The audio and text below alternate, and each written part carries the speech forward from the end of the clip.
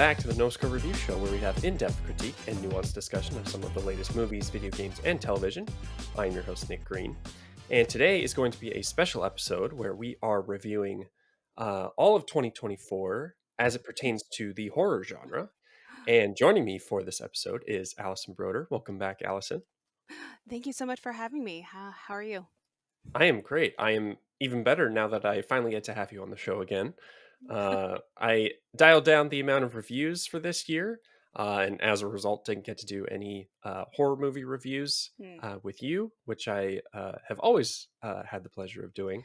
And so, yeah, I thought it'd be a fun kind of special episode, special segment to do kind of a look back at the year in total.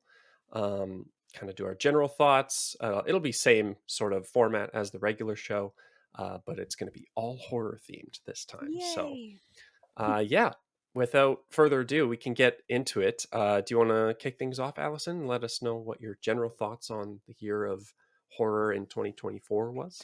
I've been hearing everyone say how good of a year it was for horror and that they loved so many movies. Hmm.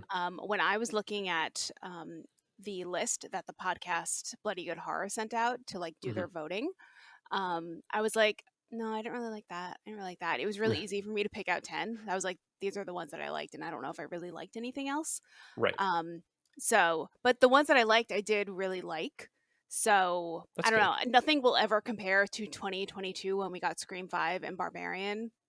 I don't know. Yeah, I was also looking back at the years to kind of look back as Yeah. well. Um, yeah, I mean, 2022 was a high in recent Yeah. years for sure. So, Mhm. but yeah, I actually think, again, looking back through for the longest time throughout this year, I'm like, I don't know if this year has been like that great. There's been maybe a couple things here and there, but Mhm. like looking back at like my list anyway of what I watched, like a good, like I would say the majority of what I saw, like, or at least over half of what I saw was stuff I really liked. Mhm. Um, because I mean, like there was like the big stuff like Nosferatu, Long Legs, Smile 2, The Substance, but like then we also got some smaller stuff like Oddity, In a Violent Nature. I personally loved Sting, but I think I'm probably going to be in the vast minority on that one. It was a cute Uh, movie. It was a very cute movie. It was I my had such a second good time with favorite. that movie. It was a very cute. Yeah. Very sweet. But my second favorite spider movie of the year. So, Right, yeah, because there was another one, that went to Infested. was it Infested? Was that Infested a on Shudder Shudder. original? Mhm. Okay. Yeah. Okay, yeah. I definitely wanna check that out, but that one's, like, different kind of like, that's more arachnophobia type level. Because I think, well, I mean, I haven't seen much about the movie, but, like, they're normal-sized spiders from what I gather, right? Yes, they are normal sized But spiders, it's but they every time I don't know if this is a spoiler, but every time you kill one, like you step on it or something, it yeah. turns into 10 more spiders. Oh. Oh, yeah, So the okay. entire building just becomes infested Just as really quickly. horrifying. Yeah. Yeah. Perfect. But yeah, like looking back, I think there's a lot of stuff, even things that were more kind of on the experimental level or like the auteur side, like things like Presence or I saw the TV Glow, still had their own level of merit to them. I found anyway. There was only really a few, like a handful of horror movies that I was really like put off by and like wouldn't really need to ever see again. Um, but yeah, like I think looking back, I actually think I might prefer this year to last year. Just based on like at least looking at like my top 10 anyway. Mhm. I thought it was a really strong year overall, both in kind of from everything from the blockbuster horror side to the smaller indie scene. I think it was a really strong year, and I still haven't seen quite a few things from the year. So, Mm. I thought a lot of really interesting movies came out, but I didn't find most of them scary. Like I didn't find Longlegs scary, okay, or fair Immaculate enough. scary, or Koku had moments, but no one seems to talk about that movie anymore. Well, I think I appreciated Cuckoo on a stylistic, technical level more so than I actually was ever engaged with the story or characters that much. Um, but I still really like appreciated it on that like sense anyway. But yeah, like Immaculate, uh, uh, going on the side more of like stuff I didn't really connect with as much. A lot of stuff in the front half of the year, like Immaculate, I didn't really connect with that much. Abigail, I thought was okay. Um, Maxine was a big disappointment for me. Like that was like probably the biggest disappointment this year, just from like the levels. I mean, I don't recall what your feelings are on the X trilogy, uh, particularly the first two movies, but Mhm. I loved those first two movies and was just really excited to get like another strong horror trilogy. But I think again that was one I really respected and appreciated from a stylistic and like technical standpoint. I think that was all of his kind of artistic merit going like getting funneled into that movie, but it still felt from a story like standpoint felt a little weak, felt the weakest of the three particularly, but Yeah, I know. I have my friends would agree with you. I had a good time in the movie. that's good. I'm not. You mentioned them in the beginning, like the kind of critiques that you offer. I'm not good at that, and I'm not good at analyzing movies. That's Um, okay. That's okay. nuance, unless somebody points it out. I don't know if I totally get it, Well, which is why. honestly, and that's part of all of the whole discussion around it, right? Like some people Yeah, will appreciate it for what it is, right? It's that's what I love doing about this whole show. So, yeah, but my friends are bigger into movie critiquing, mhm, and they went to school for film, and they were like, she had no arc, she didn't change at all, meaning right. Maxine. So I was like, okay, well that's true, and I like X enough. I Mhm. don't love it. I didn't think the second one. What's the second one? Pearl. I Yeah, didn't Pearl. think.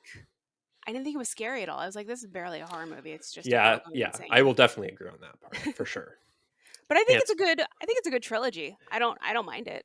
yeah, So cool. Well, let's get into our favorite picks for the okay. year. Um, you may again kick things off with your favorite. I was actually able to luckily see it by the skin of my teeth before doing the show, so I'll be able Oh to join yay. in the conversation. Oh good. Oh good. Oh good. So my favorite movie of the year, basically from the moment that I saw it in theaters, I don't know, 6 months ago, was Oddity. Oh, This that's is awesome! I'm so written and jealous you directed. got to see it in theaters. It was in theaters in New York City for like a week, and I had a Friday off, and it was playing at 9:30 on Thursday night, and I was like, oh, I really don't want to be out that late. But I was like, all right, I'll go. And it was like it was a small theater, but it was like 3/4 full, so Okay, it was fun. nice. And I left and I was like, I think that's my favorite movie of the year because nothing Oh, else that's really great. scared me. Um, so yeah, this is by Damien McCarthy, who also wrote and directed, I believe, Caveat. I know he at least directed it, which is a really interesting movie, very different. Um, Oh, wait, really? Okay. it is like very. I think there's just a lot of tension in that movie, Hmm. but I would definitely recommend you go watch it. I think it's still on Shutter. Okay. Um, but yeah, this was very creepy. Um, really good acting. I did not realize that the sisters were played by the same woman. I usually never realize that. Right. So that was really impressive. And the opening scene, when I was thinking about like my top horror movies from over the years, or over the year, I think it might be one of my favorite opening scenes ever. It is a great, like, long Yeah, cold open. yeah, it was, especially when I saw it in theaters. Oh. Everyone was like, "Oh God, no, no, no! Don't open the door." Hmm. Um, so yeah, great opening scene, really scary. A lot of, not a lot, but like a couple of good jump scares, and they're good. Hmm. They're not cheap.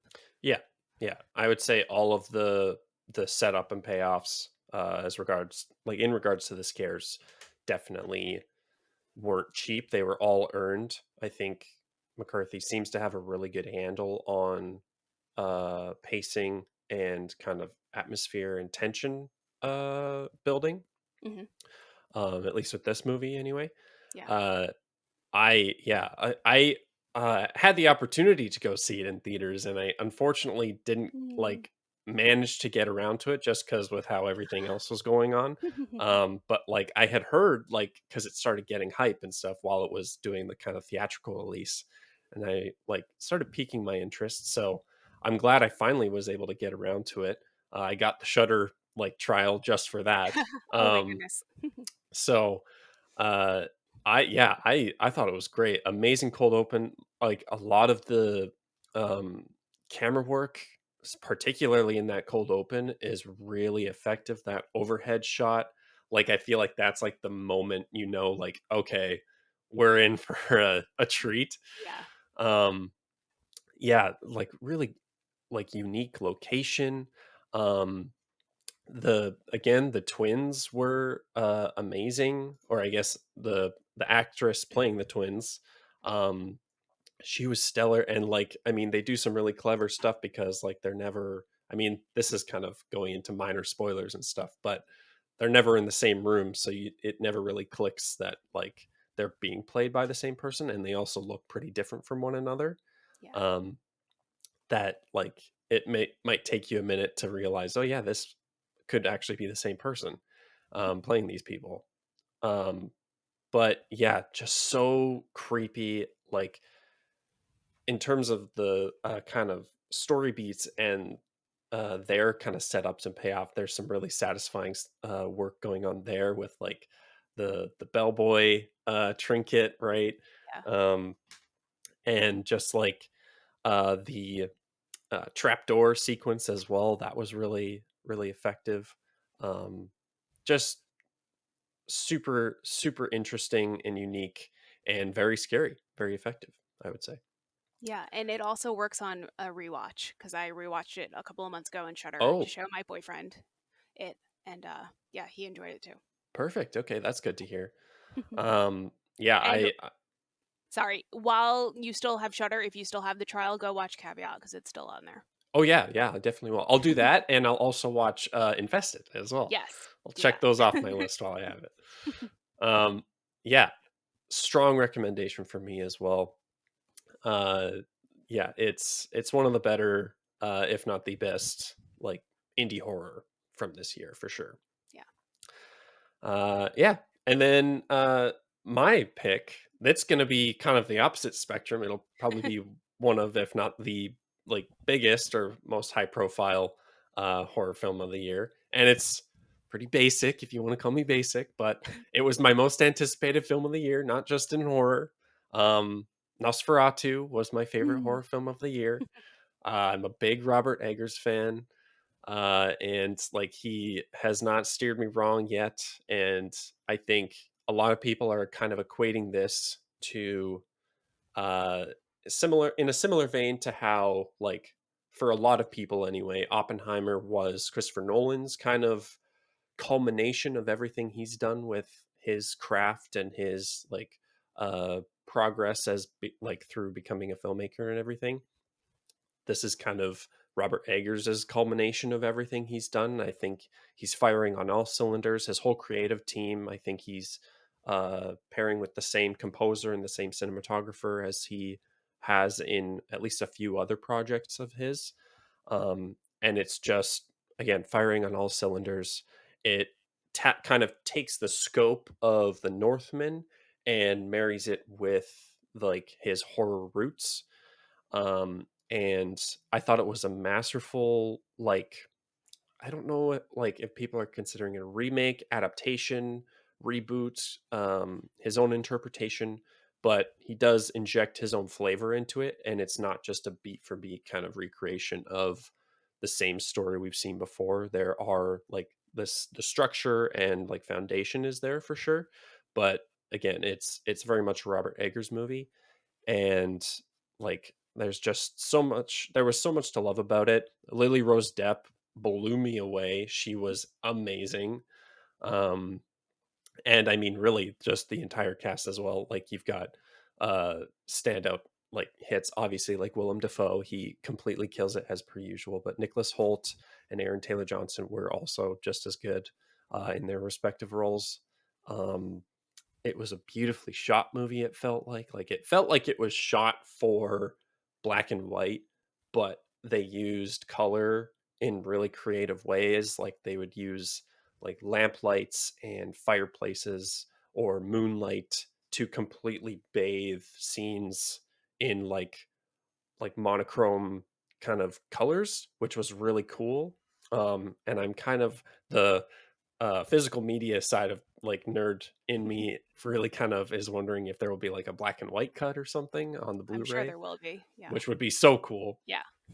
Um, but yeah, I just absolutely love that movie. It completely met my expectations. Um, I don't think I don't know if it necessarily exceeded them, but it definitely met them. And I don't know if it's like my favorite Robert Eggers because like I just love, love, love. I adore the weirdness and the stylistic integrity of the lighthouse so much that like I don't know if anything could dethrone that for my favorite Robert Eggers film, but it's still so good. And yeah, I could not recommend it enough.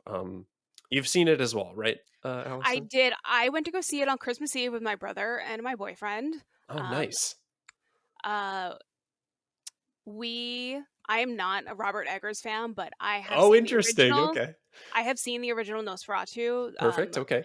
I went to go see it at a Gothic cathedral in my Oh, neighborhood no on way. Halloween weekend with a live organ. Oh, So that that was what very the fun. oh my god. Yeah, it was really, really fun. I'll see if I have photos that I can send you. But I enjoyed it enough. I was like, oh, I didn't really I didn't think I would like a 1929 movie so much. Yeah. Um, but Robert Eggers not for me. Okay, fair enough. He's very slow. But I because I knew the story, I was like, well, maybe I'll like it.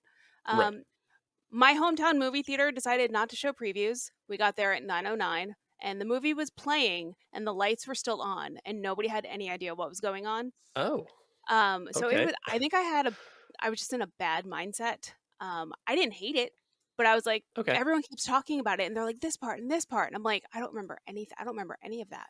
Right. I was like was I just seeing rage from them starting the movie? Right. So I feel Oh, like I have that's to go fair. see it again, but also it's Robert Eggers and I don't know how much more time of my life I need to give Yeah. him. But I'm so glad that you as a Robert Eggers fan really liked it. Right. So Yeah, I that's mean, lovely. 4 movies in with his filmography, yeah, I don't know if you'll get swayed at this point, but who knows? Um, man, that's so cool about the original. I also, like, wanted to kind of seek out the original and watch it Mhm, before seeing this one because I wanted to kind of view it through the lens of adaptation a little bit, mhm. and the original holds up like really Yeah, well, I found. yeah. That movie does really some really creative stuff, and there's a lot of like special effects in that one that you wouldn't Mhm. have even thought that they knew or like could have the means of doing in Yeah. that time period. Mhm. um Maybe that's my just skewed vision, but like there's like stop motion effects happening. There's some really cool like wire work and like time lapse sequences. And I mean the use of light and shadow in both of them I found was really cool. Some really creative stuff. And I loved the way in the original, the way they used like dyed film to portray like time of day or Mm. like interiors and exteriors. I thought that was a really cool trick. And it never like took me out of it that I was looking at this like plain blue or like pink like film strip. Yeah. It completely worked. Um, Mm. yeah, that is also like that's just a minor shout out as well. If you have the means to see the original, definitely because it holds up, I would say. Where did you find Um it to watch? I actually again, physical media nerd, I just bought the Blu-ray off. I think it's Kino Lorber is the one that has Mm. a Blu-ray for it. Oh, So, nice. yeah, and it's got tons of extras and special features and stuff, commentaries, which I very much look forward to diving into. Nice. I Um also just love the lore behind Nosferatu and that it technically shouldn't exist. Right? Yeah, that was Yeah. such a fascinating read when I learned Yeah. about that. It's so cool. Yeah. But yeah, Robert Eggers' Nosferatu is definitely my favorite of the year. Um, so yeah, that's our favorites of the year. Did you want to do any honorable mentions or kind of quickly go over any of your least favorites of the year, Allison? Oh, I don't know what my least favorites of the year were.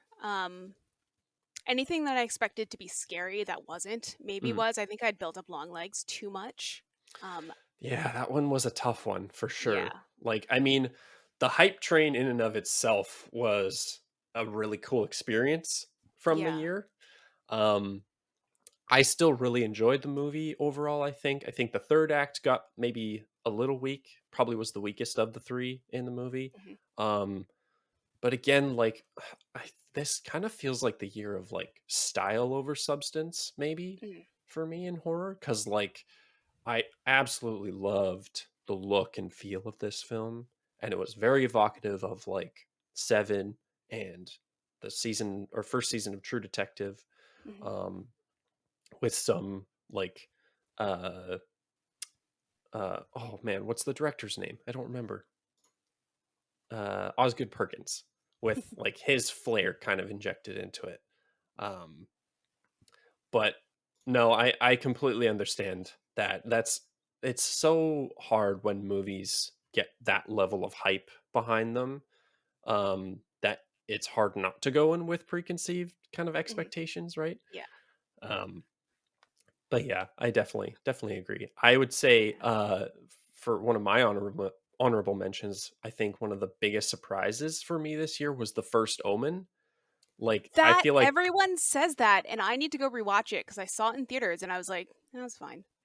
But oh, like really? you Okay. really like it. A lot of people really like it. When I had Mike Flanagan on my podcast, he was like, "Yeah, I love this movie. This was great." Oh, I was really? That's funny. I it just had no right being as good as it was. Same sort of thing with Sting, it felt like because you would never in a million years think like a prequel to a 70s horror movie that's coming out like decades later is has any semblance of quality or merit to it. Like, I don't know, it felt like really earnestly good. Like, a lot of the cinematography was really stunning, the lead performance was amazing. And it definitely took the spot for favorite Catholic uh demonic pregnancy movie this Uh, year as well, which you would have thought would have gone to Immaculate, but they managed to steal that, in my opinion, anyway. Immaculate had my favorite ending of the year. That was a Um, very good ending, I yeah. think that was my favorite part of the movie, and that's why it ended up as number 9 on my list Okay, of favorite horror okay. movies of the year, just because the ending is so memorable and Hmm. great. But Totally, yeah. honorable mentions, I want to mention Everyone Loves the Substance. Clearly, I don't need to Oh, talk about that. A movie which is not a traditional horror movie, but it's called Blink Twice, is a Channing Tatum movie okay. that came out this year. Hmm. Um, it is like many trigger warnings for SA, and Okay.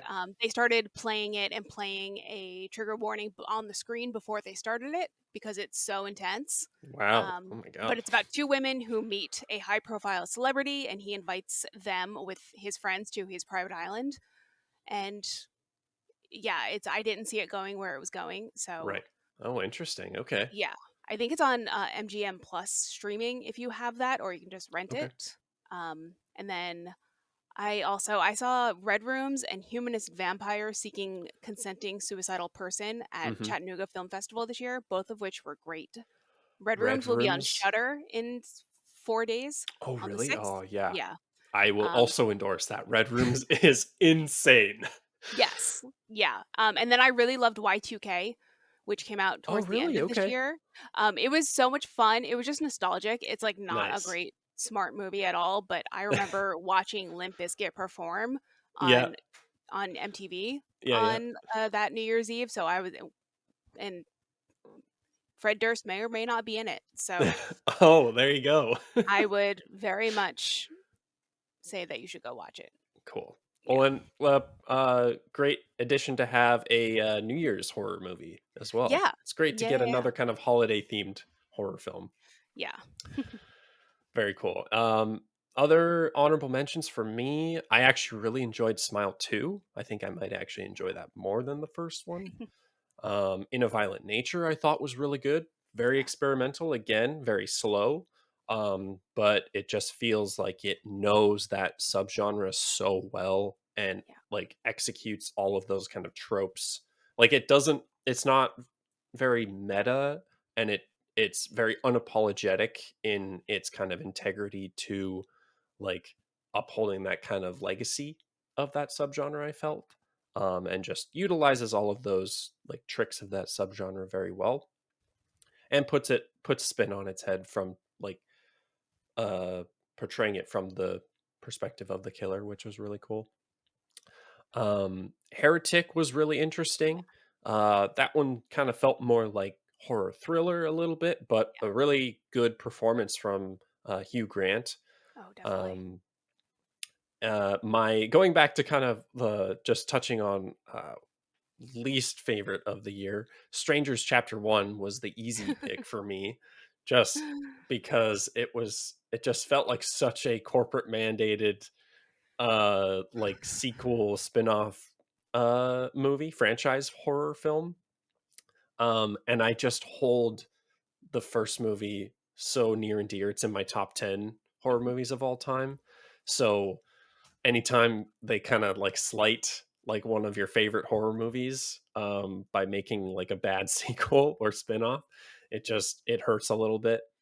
Yeah. um so yeah, that wasn't really fun, and also hurts to know that it's also part of a trilogy somehow that they've already greenlit, which is insane. They filmed them all at once, so they had them all filmed at Okay, once. Yeah. that as much disdain as I have for it, that does make me a little bit more intrigued just to see how Yeah. that works from kind of a storytelling standpoint and filmmaking standpoint. Um, Yeah. but yeah, I think those are all. I think I saw the TV Glow. I'll give a quick shout out as well. I was initially not super into it coming out of the theater, but I've come around to it, reading reviews and kind of reflecting back on it. It was a really interesting kind of story, and I again loved the stylistic take on it. Felt very much of that kind of 90s like what would it be, I guess, like YTV or like Nick at Night uh Yeah. like channels. Snick. Yeah, yeah. uh so that was really well done, I felt like. um Yeah, I think that's all my honorable mentions. Yeah. Um, I did like I saw the TV Glow. But I mhm. think that if you are not its target audience, it might take a little bit more Well, yeah. research. Yeah, So, which I had to do as well because I'm not the target audience. right. But I appreciate what the director Jane Schoenbrunn was Mhm. doing for people like herself, and yeah, Yeah. Well, yeah, like that's something I've seen as well, is like if you're someone who has that kind of experience, it hits a certain nerve for trans and like hmm LGBTQ plus people. Um which is really cool, again, from just like a movie fan standpoint, when like filmmakers are able to kind of thread that needle and hit that nerve with this very specific like subset of people. That's always really cool when they're able to kind of strike a chord in yeah, that way. um and then it also, again, like you said, kind of just opens up the gates for everybody else to kind of get a window into that experience in a weird horror lens kind of way. yeah, But yeah, completely agree. Definitely I would still recommend it, even though, like, even if you're not the target audience, just because yeah, there's, again, a lot of really interesting filmmaking and like camera work and stuff going on there. Just a very well technically made film, but also just another film to kind of broaden your horizons and kind of see someone's perspective in a different way. yeah. One more note on In a Violent Nature. I keep forgetting it came out this year. It Right? was really fun. I got invited to a screening of it in a field on an island south of New Oh York my City. god. So it was raining the entire time, which was not fun, but we had Oh umbrellas. darn. Um, But yeah, it was interesting because it was like pitch black around us, and you would Oh hear God. like the production people, like whoever was there, like facilitating the screening. They would be like walking around, and we'd be like, "What's going on?" So Oh God. Those experiences always sound so crazy. Like, because I think if I remember correctly, you got to do something similar like that for Blair Witch, right? You got to go yeah. watch it in the middle of the forest or something? Well, no, my friend Michael is the mayor of Burkittsville, and for the last 2 years, he has hosted screenings of Okay. the Blair Witch Project in Burkittsville, which is where it takes Oh, place. that's great. So yeah, we got to watch the remastered like 4K version this year for Very the cool. 25th anniversary, which was fun. Yeah. Nice. One more indie shout out, hashtag missing couple. It's on Tubi. It's not Yeah. I it's not just the added that to my greatest, list. but it's a good time. It's a good found footage horror movie. Cool. I love found footage horror movies. Yeah. I'm also actually gonna do 3 quick rapid fire honorable mentions because I saw them in theaters this year, but Letterboxd for some reason lists them as 2023 Mhm. releases. Stop motion, again, big stop motion animation fan, and that was really cool. Some really gross out sequences in Yeah. that. Strange Darling Yes. was really good. Also, more horror thriller, but Mhm. nonetheless super entertaining and very interesting. Yes. And then Late Night with the Devil, Mhm. kind of going back to more of that found footage Yeah. stuff. Really unique kind of take on that subgenre. It lost me a bit in the final act, but I still really appreciated it. Yeah. Um, yeah, I thought those are all worthwhile watches. I love Kyle Gallner, so I was in the theater for the Oh, I first know. night of Strange Yeah, Darling. I've gained a new appreciation from him from Strange Darling. I really loved him in that movie. Go back and watch Red State and Red Eye, Scream Yep. 5, Yep. Exactly. Jennifer's Body, Nightmare on Elm Street, Nightmare the on Elm remake, which Street. was Yep. terrible. Watch it for him. No one Yes. else. Yeah, until he dies, which I think he dies. I don't remember. But Yeah, I don't remember either. All right, there we go. That is where we will wrap up our 2024 horror in review episode. Thank you so much for joining me for this special episode, Allison. I don't know if we'll ever do anything sort of like this again, but glad to know that the opportunity is there. And I'm very much looking forward to 2025 for more horror releases. And hopefully, I'll be able to have you on in a more regular capacity again. I always love chatting horror with you. So yeah, where can the people find you? And do you want to shout anything else out? yeah, sure. Thank you so much for having me on. This was so much fun. I have a 2024 horror and review episode on my podcast, which is called Who's There? It is a podcast about horror movie fans and creatives about why we love the horror genre. Since I don't know about you, but I often get the question, you like horror? You seem so normal. So this is with my friends who I played horror trivia with over Zoom for the entire pandemic. So we were just Oh, that's talking. fun. If you want to hear people talk about how much they love Nosferatu, it's on there. There you go. So, Perfect.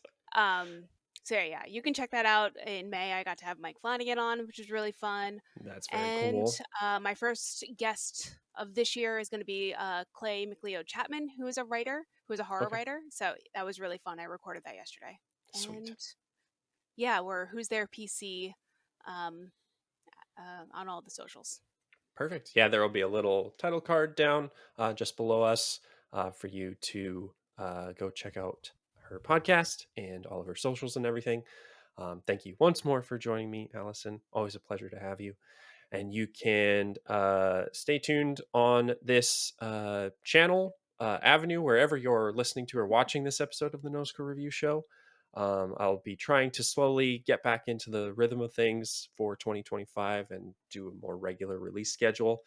There's lots to look forward to this year. I might also try and um, do another what I'm looking forward to for this year video, as well as doing a year in review, just kind of overall for not just horror stuff.